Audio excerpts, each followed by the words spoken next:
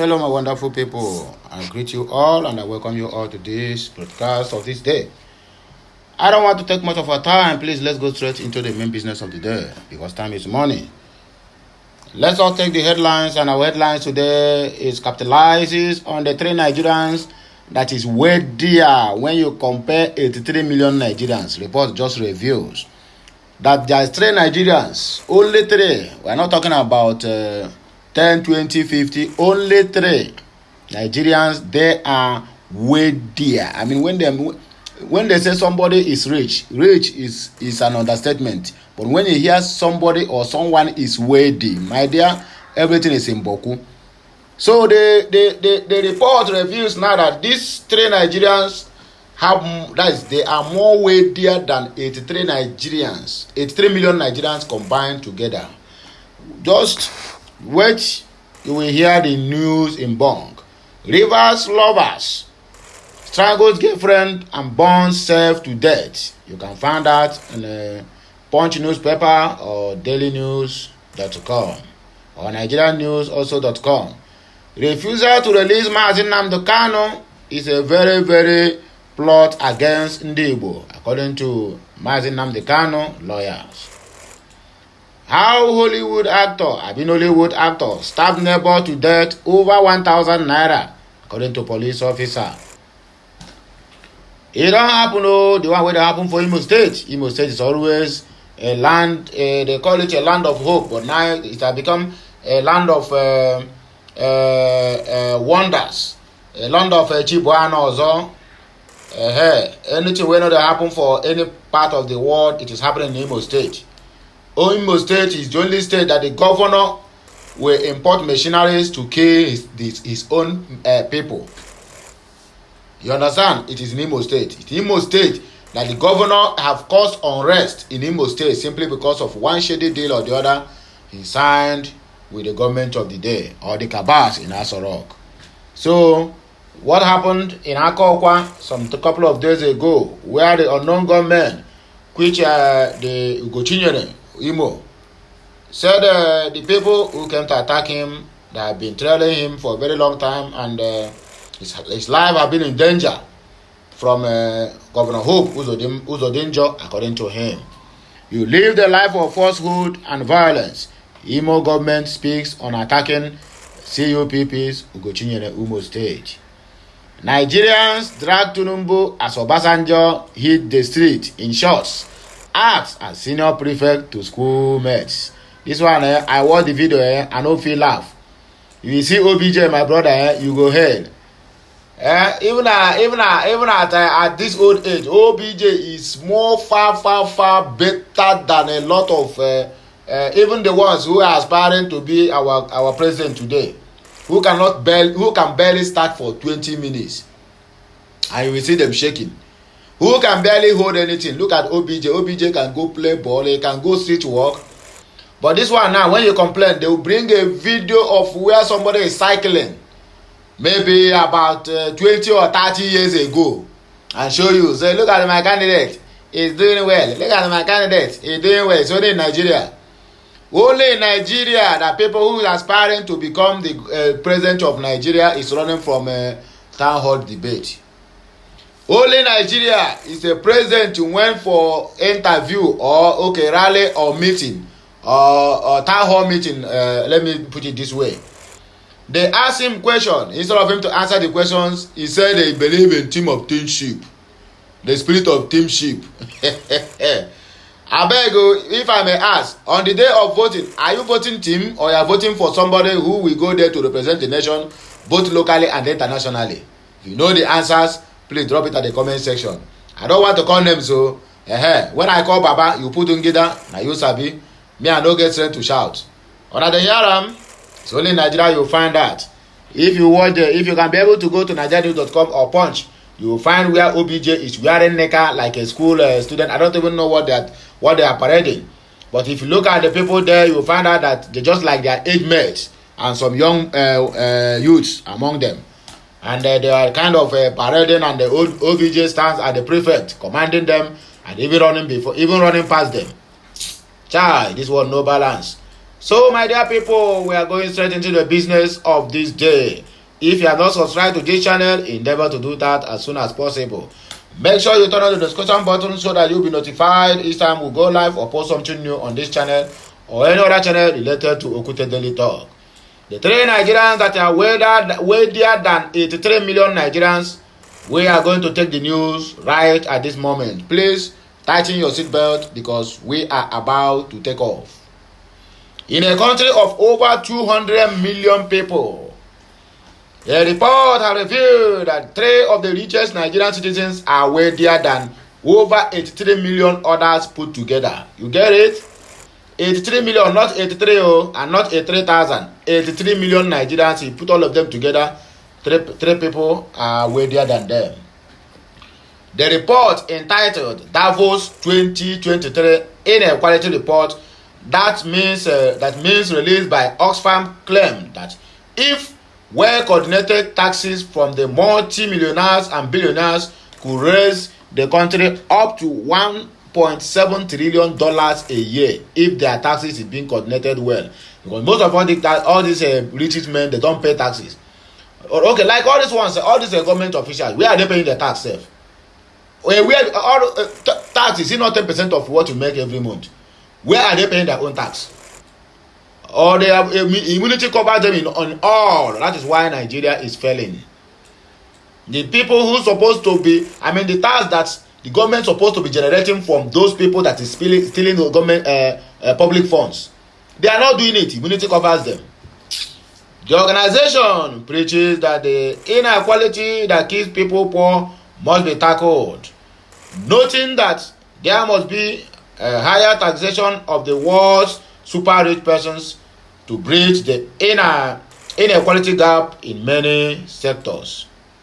According to the report, the millionaires and billionaires have for the past decades taken advantage of half of all new wealth without consideration for other citizens. It further said that while billionaire fortunes are increasing by $2.7 billion daily, at least 1.7 billion workers now live in countries where inflation is at person wages. At least a tax up to 5% of the world's multimillionaires and billionaires could raise funds enough to lift 2 billion people out of poverty, the report reiterated. You hear it? So most of all these big men in Nigeria don't pay taxes. They don't pay taxes. It further established that in Nigeria, the richest 0.003% of Nigerians, 6,355 individuals worth $5 million and above, have 1.4 times more wealthier than 107 million other Nigerians. A wealth tax of 2% on the millionaires, 3% on those with wealth above $50 million, and 5% of the Nigerian billionaires would raise $3.2 billion annually.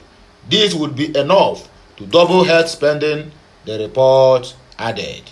You get it? Nigeria is not doing the best thing they're supposed to be doing. They are not tackling the issue of taxes. Rather, they are busy chasing a rat when their house is burning. Rivers lover don't strangle his girlfriend though and burn himself to death. What triggered this action is what you're about to find out. Please follow me on this. We are heading somewhere. Police launch probe. It was a sad love story when a middle-aged man identified as Babyface strangled his lover and set himself ablaze at the Comcom area of Oyigbo, in Oyigbo local government area of Rivers State, Paracourt. It was gathered that Babyface had invited her lover over to his house in Comcom, a densely populated area in Oyigbo, on the outskirts of Port Harcourt at the weekend when the incident occurred. A source in the area said the man had interrogated his girlfriend and demanded explanation over an alleged affair she was having with another man. a situation that led to a heated argument between the lovebirds. Jealousy is one thing that kills. It kills more than poison, faster than poison sef. According to the eyewitnesses who spoke on condition of anonymity, the explanation given by the girl was not satisfactory. Hence, Babyface descended on her, battered the girl, and reportedly strangled her in the process. Taunted by his actions, he tried to conceal the act by setting fire to the building, but was trapped in the inferno and also gave up the ghost. Okay, more na go to either heaven or hellfire or wherever you think you are going. Go there and settle the matter between your two. You kill her and kill yourself. I think it's more better. He further said that the man, realizing what he had done, set fire to the apartment and was burned to death, alongside the remains of the girl, whose identity had yet to be ascertained as of the time of filing this report. The source said the incident happened at the weekend at Komkom Uyubo. A young boy who bears the name Babyface had an altercation with his girlfriend over issues that had to do with another man. In the process, they had an argument. The boy pounced on the girl and beat her severely and strangled her in the process. After killing the girl, he set his apartment ablaze as a move to cover his track, but was caught in the inferno. He was burned to death with the girl's corpse inside the house. He said the incident caused panic in the neighborhood as residents deserted the area for fear of being arrested by the police. When contacted, the spokesperson for the State Police Command, Grace Irenjikoko, confirmed the incident. Irenjikoko, a superintendent of police, said it was a fire incident which claimed the girl's life. From what I have, it was a fire incident. The girl died and the man was taken to the hospital where he was receiving treatment, but he later died on the process. We have launched an investigation into the incident to find out what really happened. We will make our findings public, she stated. The refusal to release Kanu is a very massive plot from the Fulani government of Nigeria against Ndibo, according to lawyer Mike Ejimako. A lawyer Ejimako, a special counsel for the leader of the indigenous people of Biafra, Nnamdi Okechukwu Nkanu, has accused the federal government of having a sinister plot against Ndibo for not releasing Kanu from detention. Ejimako, who said this in a tweet posted to his Twitter page on Monday, alleged that there was a hidden agenda to put Ndibo between a rock and a hard place as Nigeria marches to the poll in 2023. He later tweeted, "It is becoming self-evident that the refusal to release Mazi Nnamdi Okechukwu Kanu is part of a sinister plot against Ndibo. The hidden agenda is to put Ndibo between the rock and the hard place as the Nigeria physically carries into the 2023 selections. The good news is that it will boomerang back to them," according to Aloy Ejimako. The Court of Appeal sitting in Abuja had on Thursday, October 13th, 2022, discharged Mazi Nnamdi Kanu, declaring as illegal and unlawful his abduction from Kenya to Nigeria, and quashed the entire terrorism charges brought against him by the Fulani government of Nigeria. The appellate court held that the federal government, Fulani government, breached all local and international laws in the forceful rendition of Kanu to Nigeria, thereby making the terrorism charges against him incompetent and unlawful and also void. In a judgment by Justice Oludotu Adebola, the court voided and set aside the charges by the federal Fulani government of Nigeria against Kanu and proceeded to discharge him from the alleged offences. Meanwhile, the Fulani government through the Attorney General of the Federation, who is the head of the Fulani government and Minister of Justice, Abubakar Malami, in a swift reaction to the discharge of Kanu, had said, Mazi Kanu was only discharged but not acquitted. People who need to go back to school, there are many. In a statement signed and released by Malami's Special Assistant on Media and Publication Relations, Omar Gwandu, on the night the appellate court freed Kanu, the AGF said the court decision was on the single issue that bordered on rendition.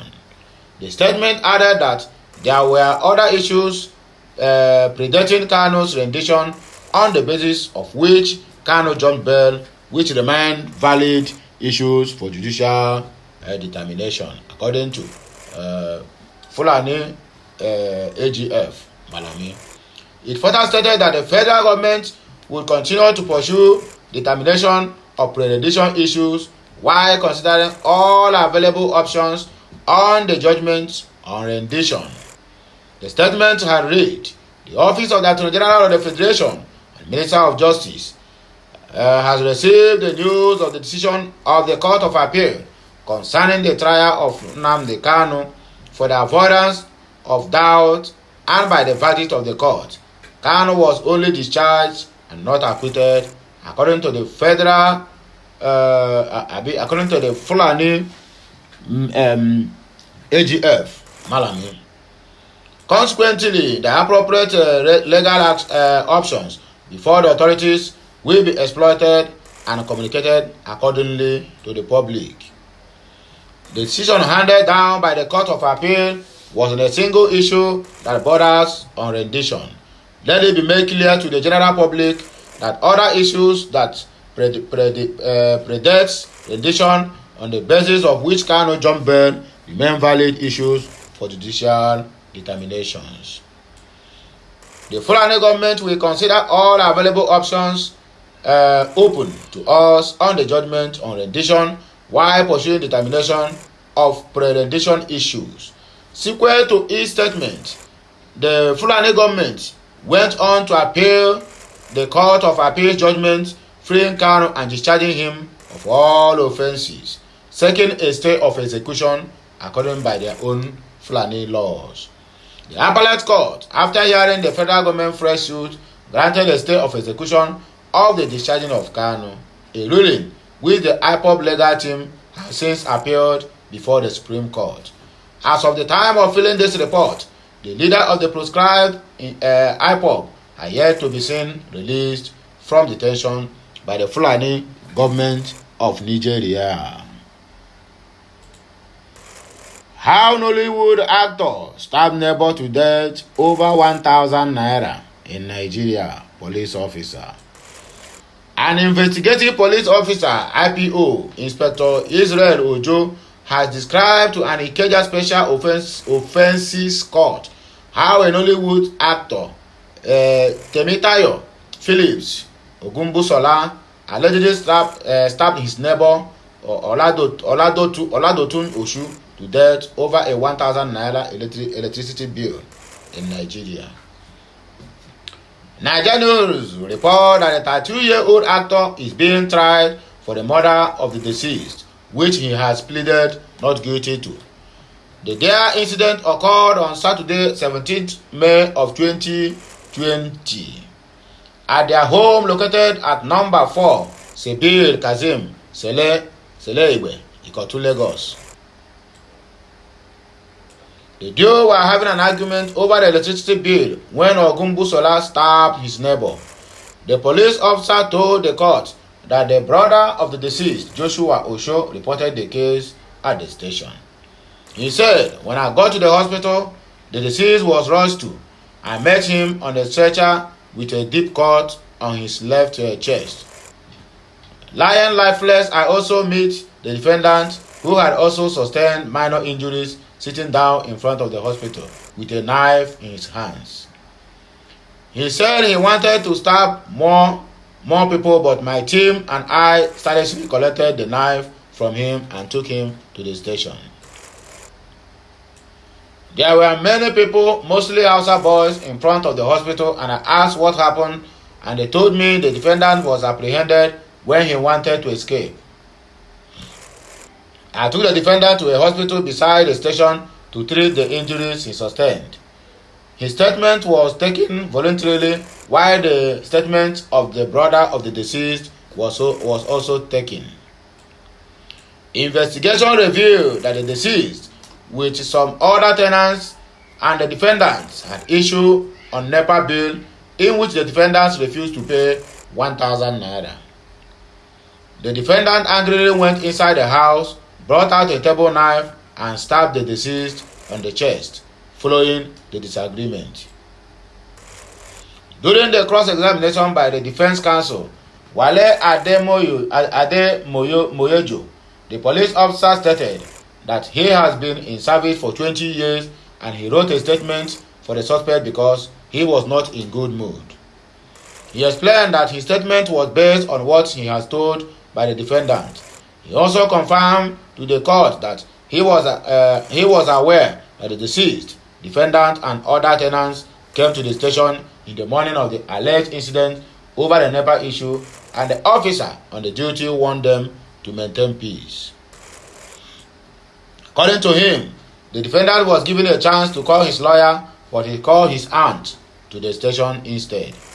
The complainant said that when the defendant picked up the knife, all the occupants ran out of the room, but the deceased drew closer to him.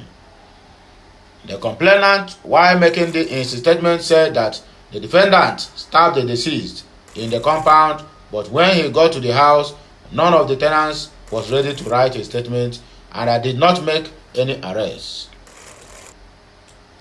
I called a photographer to take picture of the deceased at their hospital, and I cannot tell you if this is a case of manslaughter because the defendant confirmed that he stabbed the deceased, the witness said.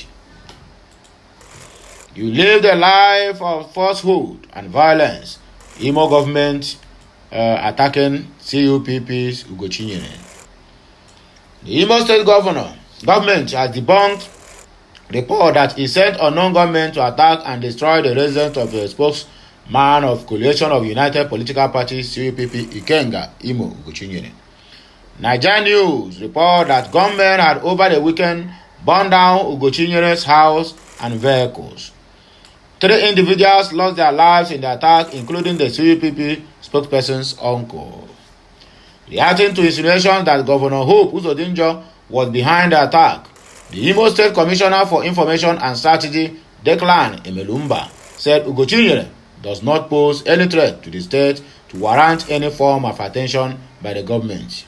You lied. He opened a secret that no one dares to do. That is why you people have been after his life. He asked the CUPP spokesperson to look inward to know who sent the gunmen to attack him, describing Ugochinyere as a queer and perverted individual with a track record of cantankerous conduct who picks enemies the way magnet picks pin. According to Emelumba, the House of Representative candidate for Idato Federal Constituency had lived a life of falsehood and violence and was afraid of his shadow. He said Imo State Governor Senator Hope Uzodinjo has been in politics for more than 40 years and has never been linked to any kind of violence. You lied. Ugochinyere is so inconsequential with a microscopic importance in the political firmament of the state to warrant any attention, not to talk of touching his house. You lied. It is unfortunate and pathetic that in his quest for attention, Ugochinyere does not hesitate to drag the state government into his habitual messy tissue of lies.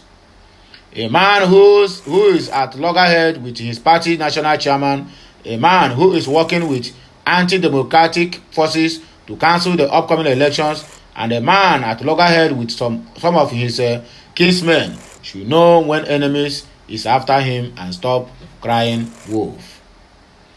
His order is certainly not from Imo State government, from so-called Omoma voters register, margin to all his insult on the governor and the current one. All of them are mere falsehood aimed at attracting undue attention to himself, according to Emelumba. The last year but not the least, Nigerians don't drag our Agbado presidential candidate to do as Oga Obasanjo is doing on the street like a school prefect. A video making rounds on the social media has shown the moment former President Olusegun Obasanjo hit the street with his schoolmates. Okay, schoolmates, to celebrate the 100 years anniversary of his secondary school, Baptist Boys High School, Abeokuta, Ogun State. Wow. Yeah, that's very nice. In the video, Obasanjo, who was dressed in a short vest and a pair of canvas, acted as the senior prefect of the school and was still giving instruction to other students on how to maintain decorum during their street march. Hey. Reacting to the video, Nigerians praised the former Nigerian leader for his agility despite his old age, while also wondering if the All Progressive Congress presidential candidate can also display some energy or same energy, according to them. Let us read the reactions and the comments and also what people said in Twitter before we round up our broadcast. Read the reactions below. Empero said, this man is more active than Bubu. Bantunumbu, not Bubu, sorry. Go_J. See how this man is stronger than Bala Blue. Hey, you people will surely drag this man name to mud. I bet more than free this man, let him go and rest in peace. Emperor, no civilian can be this active at such age. OBJ, no big guy name. Dio and the Abado boys want us to believe OBJ is older than him. King right, old soldier. No the pie. Baba Nigerian Eruku Makanaki. I don't know this one. I bet wanna help me interpret them for comment section. Butola wrote, the man is very strong for his age. Triple wrote, can Bala Blue Bulaba do this? I don't know. You people should send this to him. Although he said he's not going to internet again, that people abuse the hell out of me. When I did it, I get headache, I get hypertension, I get angry. Thinking say, who said Tinubu has left the group chat? I don't know. I beg, ask Gogo. So this old soldier, old soldier, nothing change. Old soldier, nothing change. Olufola wrote, everything na make. Tinubu did this for that. Is there any joy you guys got from dragging him? Okay, somebody must surely defend you. Everybody must not be against him. Thank you for defending Agbado.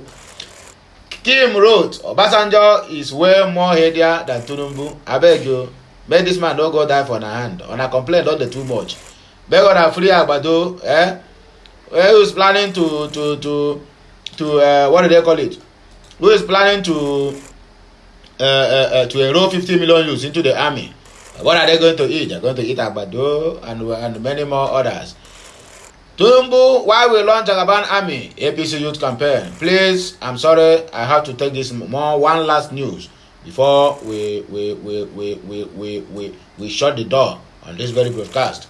The youth wing of All Progressive Congress APC have revealed the reason behind the launch of Jagaban Army for its presidential candidate Bola Tinubu. Nigeria News report that over the weekend, social media went agog after the national youth leader of APC, Dayo Israel, inaugurated a campaign group called the Jagaban Army with a uniform, and the Nigerian security personnel are watching. Tomorrow now, they will carry AK-47 and give all of them. They have turned to another thing. According to him, the Jagaban Army is a group of youths who would mobilize and deliver the needed votes for Bola Tinubu in the forthcoming elections. Deliver votes needed. That means snatching of ballot box, snatching of beavers. However, the launch of the army was trailed by a backlash and wide condemnation, with some netizens saying that the formation looked like the military unit of the Tinubu campaign. Reacting to the controversy in a series of tweets on Monday, the APC nation youth leader stated that the Jagaban Army is a peaceful democratic organization of grassroots canvassers for Tinubu, Shetima, and the ruling party. He argued that the army in the name doesn't equate to the military or paramilitary, adding that the branding was informed that the popular regarding of political canvassers as foot soldiers. Israel said the unit was ready to work with others, preaching the message of Asiwaju and winning new converts for the party through peaceful and strategic engagement. He wrote, the office of the APC National Youth Leader wishes to restate the following for the sake of clarification and to clear all ignorance that the Jagaban's Army is a sub-directorate of the recently inaugurated APC National Youth Wing Campaign Council. Its branding as an army was informed by the popular regard of political canvassers as foot soldiers. Nevertheless, it is a peaceful and democratic organization of young canvassers whose task is to facilitate support and ensure the full success of APC in the general elections, beginning with the victory of Asiwaju Ahmed Tinubu and Senator Kashim Shettima. That the branding of the vote mobilization unit as an army is neither an anomaly in democratic politics nor a deviation from democratic norms. Naysayers spreading malicious interpretations, including sensational claims of a violent militia, are referred to as President Barack Obama's 2018 branding of his local organizers and campaigners as his peacetime army. Just it would be ridiculous to accuse America's 44th president of attempting to topple the country's democracy at the time. Similar insinuations about the Jagaban army are to be viewed in the same light. Is here in America the same thing? Very soon now, they will carry AK-47 and give you people to go out there and be messing up. That's just like Obama's army. The Jagaban's army is a rebirth of a participatory democracy infused by the energy of millions of Nigerian youths at home and in the diaspora. The ceremonial outfit worn by the leadership of the army at its inauguration bears no semblance to that of the armed forces, nor does it purport to the representative of it.